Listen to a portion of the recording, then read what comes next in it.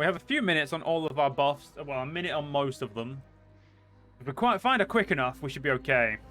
Actually, how long does like some of the main ones last? Okay, no, they last a decent amount of time. We're fine.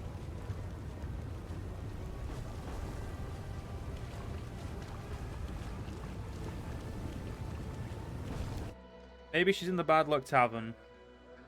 Because she's having some bad luck. Yeah, I'm going to stop myself. I'm going to stop myself before I finish that because that was bad. I will guide us. That's upstairs. There is no, that's out. There is no upstairs. Not here. Go check this side.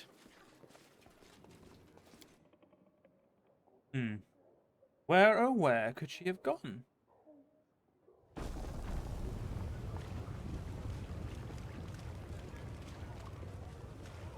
Starting to get worried that the woman doesn't want to see me.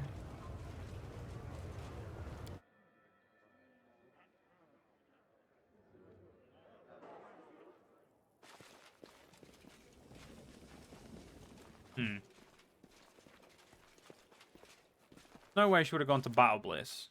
Because that's... I'm the champion there. They're not gonna, she's not going to get in my way. There's the Hand of the Inheritor, looking like an idiot. Nothing new there.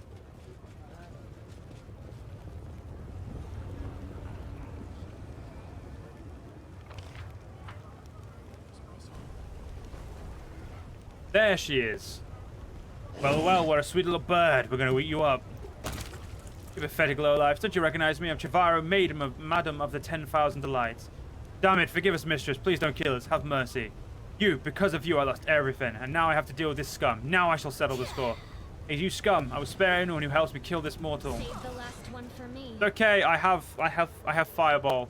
Specifically controlled fireball. It's okay. Camellia, can you just do me a basic firestorm, please?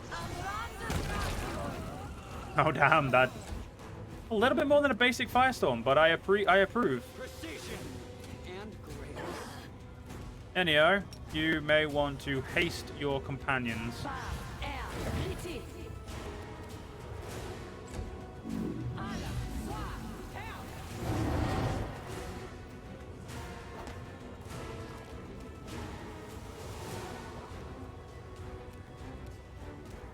Great, well, go get the butcher dealt with.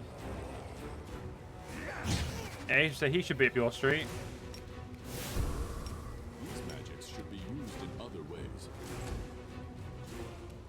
Looks like Arashi has been held. That's okay. Great ball, come on. Just take it. Take it like a man.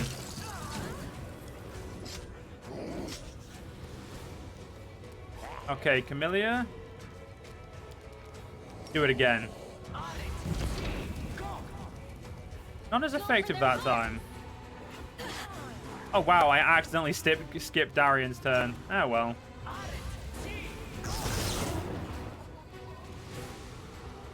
Oh, there's two enemies there. I never noticed.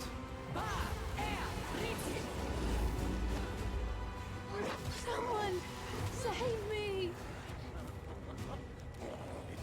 Get rid of that butcher. Beautiful. Samael. Do not hold back. Let's deal with her.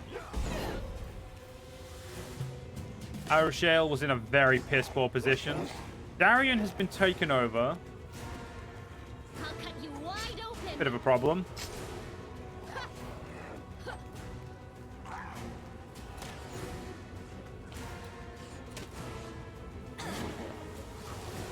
He's not really known for his ability to be good, though, so that's really not going to help you. Ah, she's immune to magic missiles. Makes sense.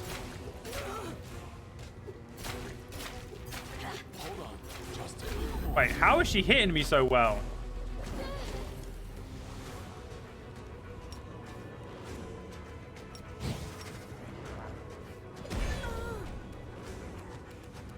Number one, that sucked. Number two...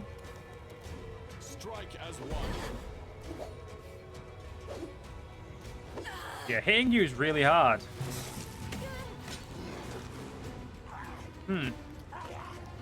This is what I call a problem. The spirits demand your blood. Oh, thank God, Darren, you're up again. I should have probably used the heal spell, actually. Oh, well. I'm about to go down. Unless the Shadow Demon can fuck her up. No, I'm about to go down. I must. And so is Greyboar, because she attacks way too many times.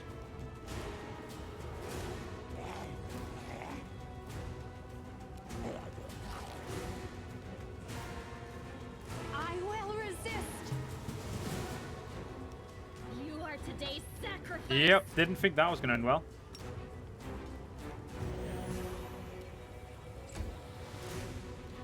Nenio! Oh, this is a problem. Emma, this is how it feels. Interesting. Prepare yourself. Well, that was lucky. And here I thought I'd buffed perfectly fine for that. Ow. That happens way too often. The world's not ending just yet. I've really got to put myself in a better position. I have no one to blame but myself. What's on your mind? I wonder. Okay, what did we get? We got some items. I think we got nothing interesting.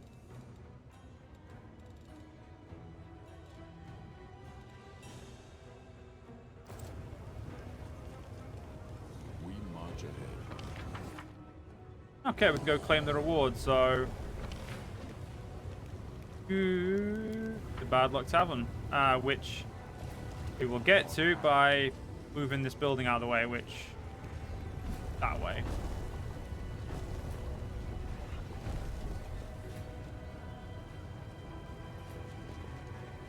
You're back from the torture that a car rides? Welcome back, Jamie.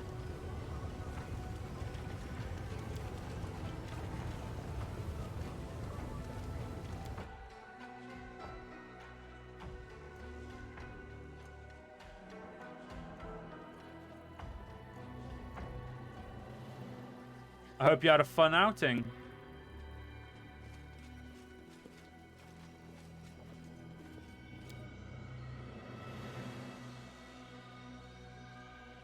You unpack mule and you used accordingly. Welp.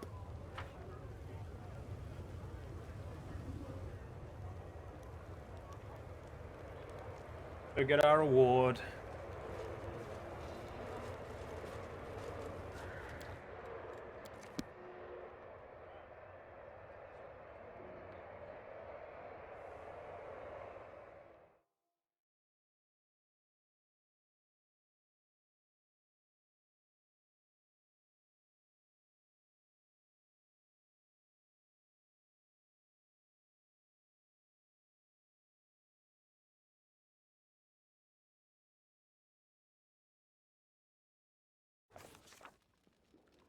Okay.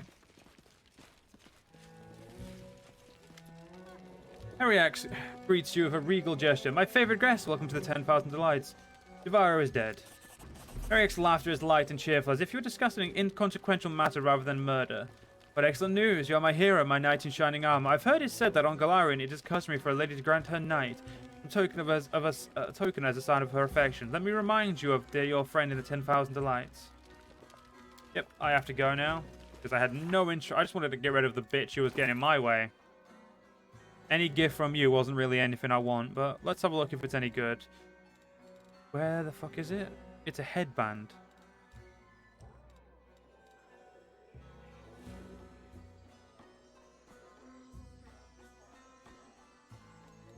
I don't fucking see a headband in there.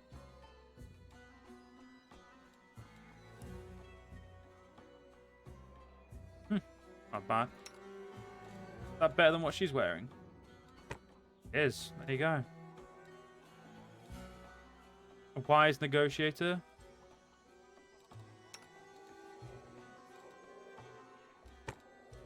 Be useful for Darian.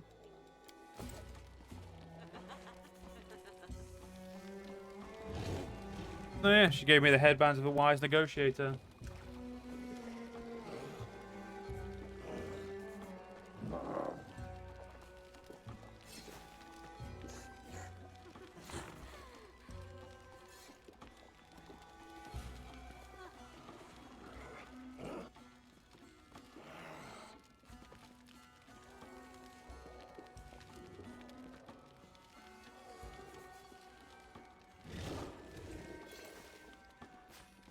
Okay.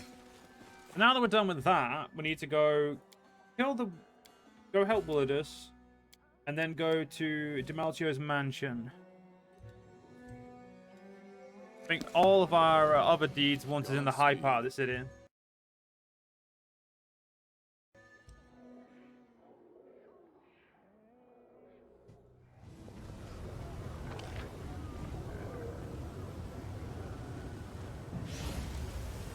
We need to go back to the flesh markets.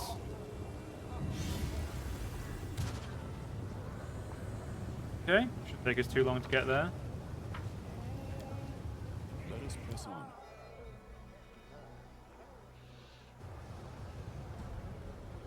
Oh wow, that's the first time that was down when I came here. Saved me a lot of effort.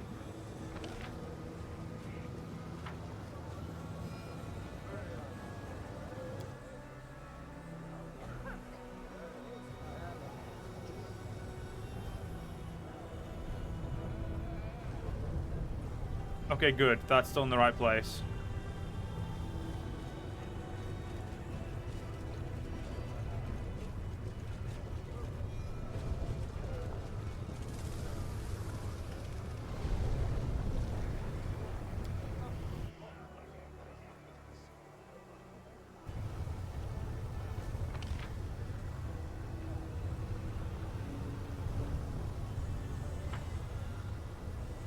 I was just about to say, shit, have I already missed it? But I'm not even in the right place, am I?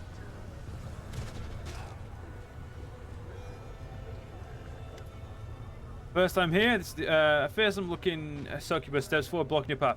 I show you welcome here to the Harem of Ardent Dreams, the place of Shamira, chief of demoness of this city, after Noctacula, of course.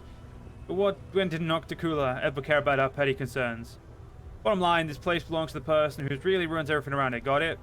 I'll be back. Pretty sure that's an actual, yeah, that's an actual quest, whereas I'm doing companion quests.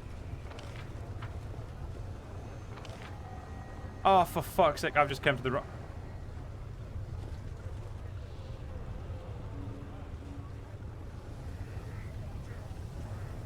I know what I did wrong. Our path leads on. I was literally right next to the place where I needed to be.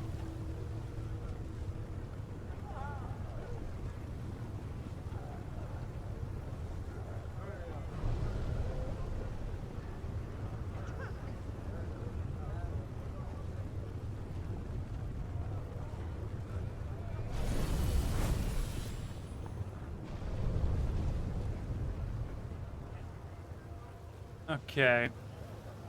Get out of it.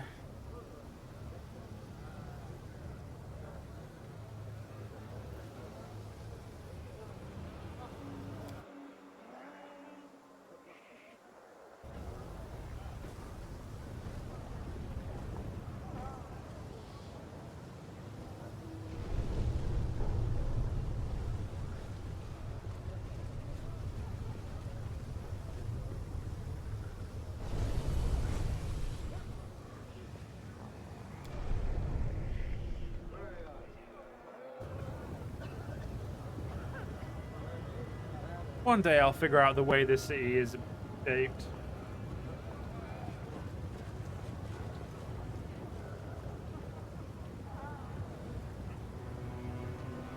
Godspeed.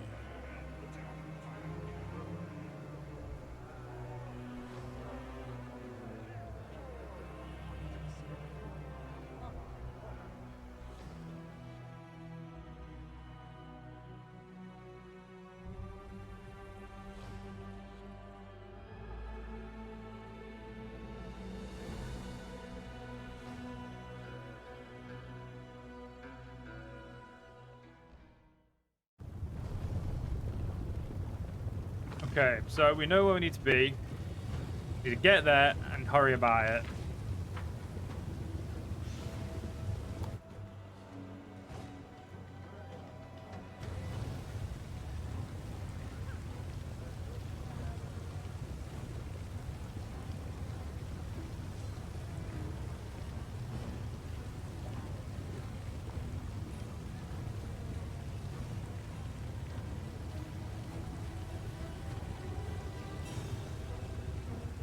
Okay. Good. Stairs are here. Don't have to piss about. Designed to be hard to navigate. I think it's meant to be the abyss. Oh yeah, no, I meant I wish I was. I wish I would remember. That's what I mean. I like how it is. It's just my brain. I forget very easily. So I spend half the time trying to remember where I have been and where I haven't been, and where shit is. The lock is familiar. These locks are used by monster traders from Kenabres, who want to ensure the most powerful beasts stay in the cages. It can't be forced, but no one is. But one delicate twist of a knife and done.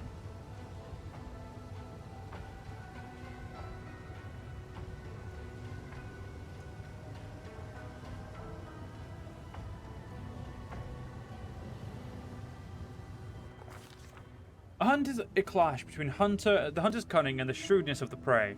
When the prey expects a trap, the hunter's acumen is to test it by is to put to the test by trying to subvert such expectations.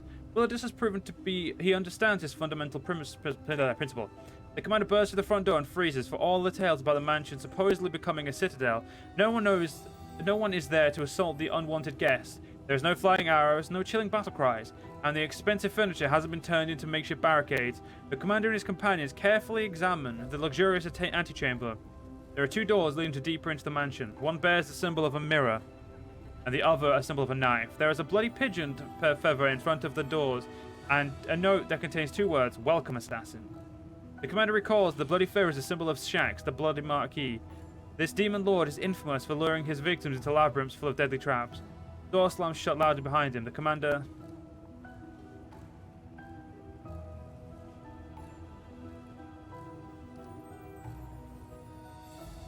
Mirror. Stepping through the doorway, the commander suddenly... Second, guys.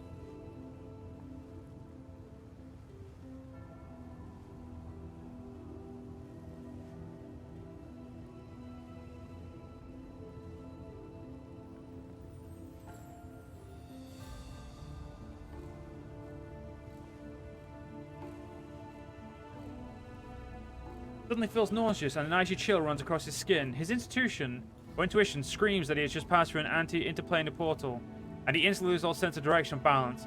It seems the room of his mansion occupies different layers of reality, and all these portals unite them into an elaborate labyrinth, where a single wrong turn is enough to lose one's way entirely. Greed and arrogance are traits inherent to almost all demons, and the Lord of the Manor seems eager to prove himself without equal in the indulgence of both these vices. The door leads to a magnificent sitting room. It hasn't been furnished in a manner indicative of tasteful refinement. The lamp reflections sparkle on the gilded furniture. The floor is covered in elaborate mosaics. The shelves are full of expensive trinkets. As if all this luxury wasn't enough, the whole room is reflected back again in the giant mirror that covers the entire ceiling. As soon as the commander enters, the mirror surface ripples, starting to bubble, bulge, and ooze like molasses. It sends its sticky tendrils towards the outsiders, and a single touch from these appendages pierces the flesh with a specular chill. The commander attempts to break the 21 or looks around, searching for cover. After a quick, thoughtful glance at his reflection, Samael hides under a spindle-legged coffee table. As soon as the reflection disappears from the glittering surface of the mirror, the disoriented tentacles start lunging blindly in different directions, unable to locate their prey. Hidden from the watchfire of the monster, the commander sneaks towards the exit. There are 3 doors that lead out of the room occupied by the strange carnivorous mirror. The commander decides to open one bearing the symbol of a pair of scales.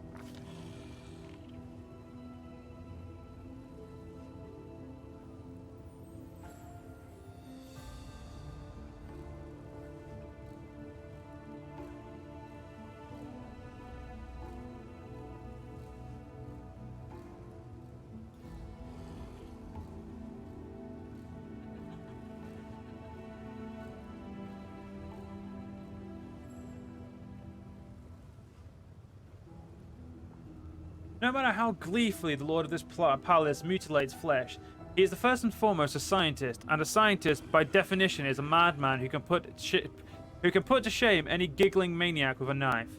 Therefore, it comes to no surprise that his laboratory is furnished with care and order, and there is no hint of tawdry luxury found in the other rooms.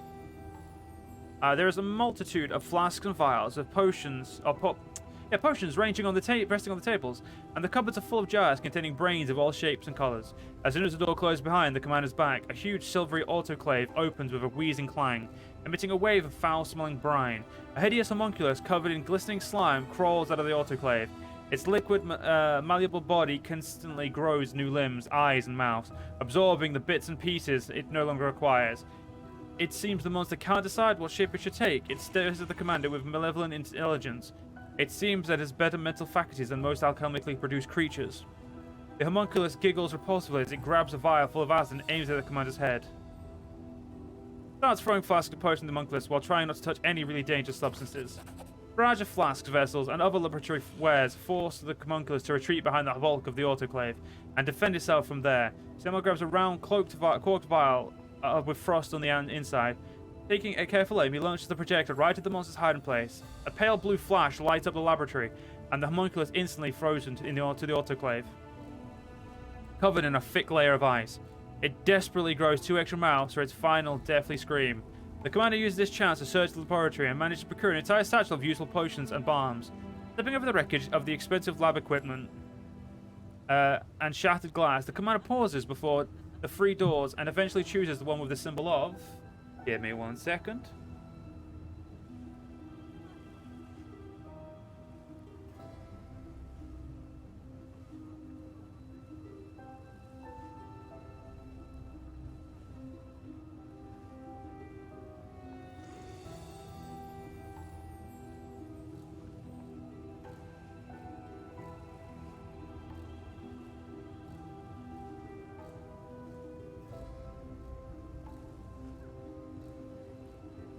We'll go for the full moon. The commander enters a magnificent bedroom and ends up knee-deep in a seemingly bottomless pile of soft blankets. Fuzzy rugs, plump feather beds, and other covers, all of all sorts and shapes. They allure and promise the sweetest dreams if only Samael would lie down and close his eyes. The dangerous temptation, anyone who allows these fluffy-knived killers put them to sleep will wake up again. They will crawl over their victim, piling up around them, and then suffocate and smother them to death. Carving through a feather bed with his blade, the commander sees a glistening flesh and a thick ichor oozes out of the red rend in the fabric. In no book has ever mentioned such a strange, bizarre creatures. The creature of this creature is a mystery. The commander decides the best decision would be... to start a fire and escape the room using a flames as a distraction. Okay, we succeeded.